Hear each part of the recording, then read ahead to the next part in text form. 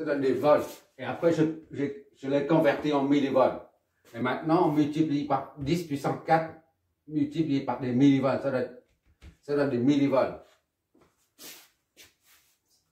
Ça donne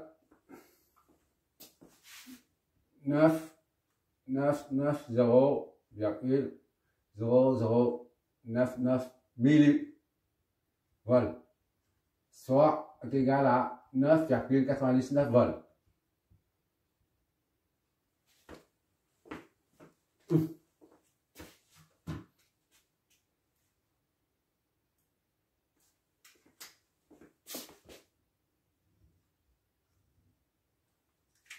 Ça, c'est en volts.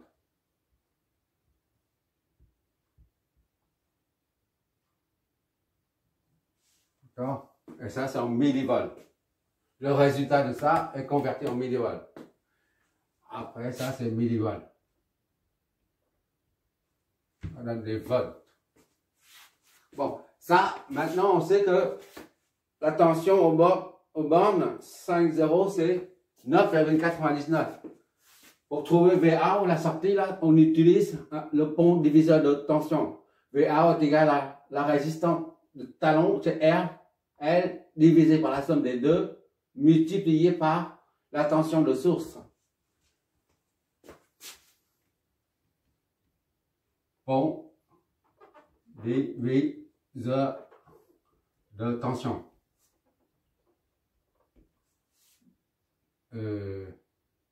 Donne VA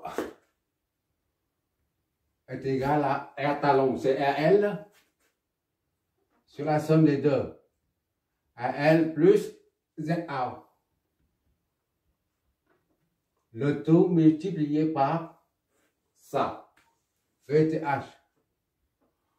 En général, on voit V. Hein. On va voir VTH. Hein. Le prochain exercice, je mets V. Tout court, d'accord? Bon, ça nous donne RL. RL, c'est combien? C'est 10 kOhm. 10 fois 10 puissance 3 plus ZA. ZA, c'est l'impédance sortie, c'est 100 ohms. Multiplié par 9,99 volts. Donc, VA est égal à... On va voir si ça dépasse la tension d'alimentation. Si ça dépasse la tension d'alimentation, que ce soit 20 ou 30 volts, ça signifie que c'est saturé. C'est-à-dire, ça signifie aussi qu'on ne peut pas utiliser un amplificateur sans le chemin de retour. D'accord? Mais par contre, si ça c'est inférieur à 30, ça signifie que c'est bon. On peut utiliser un AOP sans chemin de retour. On va bien voir. Ça me donne 9,880.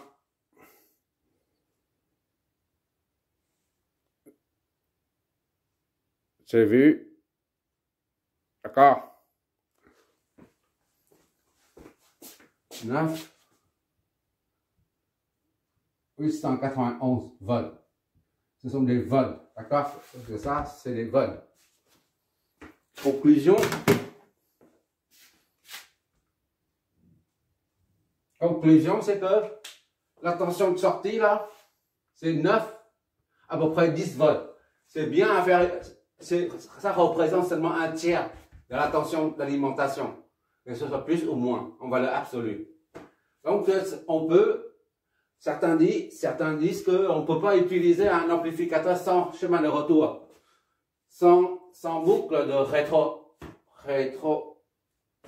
rétroaction ou réaction, si tu préfères. Voilà, ça, on vient de mettre en évidence le fait qu'on peut utiliser, on vient de prouver que, la preuve est là, on vient de prouver qu'on peut l'utiliser sans boucle de retour. D'accord? Je récapitule comment on procède. Tu vas voir le résultat de simulation sur ordinateur à la fin de du film. de cette vidéo. Au début, on a un schéma comme ça pour trouver la tension de sortie ou les courants dans les branches, peu importe. On redessine le schéma tel quel en ajoutant les impédances entrée et sortie à l'intérieur. D'accord? En dessinant la source de tension dépendante. Ce n'est pas comme ça. D'accord? Ça, c'est une source indépendante. Or, ici, c'est une source dépendante. Puisqu'il s'agit d'un produit, le coefficient amplificateur fois la différence de potentiel aux bornes de Zin, l'impédance d'entrée. Donc, ça dépend, cette tension dépend de cette tension-là. C'est la raison pour laquelle on met un losange, mais pas ça. Dans le schéma, on voit beaucoup, on voit pratiquement ça. Et je ne sais pas pourquoi d'ailleurs. Bon, une fois on dessine Zin, Zout, et on met provisoirement A est égal à l'amplification, c'est 10 puissance 4. Et partir de là, on a une vue générale, une vue synoptique du problème. Et on enlève, juste enlever le triangle. Et on laisse tel quel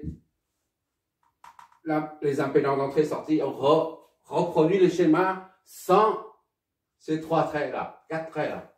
D'accord? Et on met les flèches comme d'habitude pour calculer. Ça, c'est le calcul. Il faut savoir comment passer d'ici à là. C'est ça certains n'arrivent pas à analyser correctement un AOP parce que c'est uniquement à cause du fait qu'ils n'arrivent pas à traduire ça en ça. Ça, c'est le schéma. On peut oublier ça. Hein. Gardez seulement ça à l'esprit. Et ça. On n'arrive pas à analyser un AOP parce qu'on ne sait pas comment traduire ça à ça. En ça. Du moment qu'on a ce schéma-là, ben on peut appliquer la méthode nodale, comme d'habitude. Méthode nodale.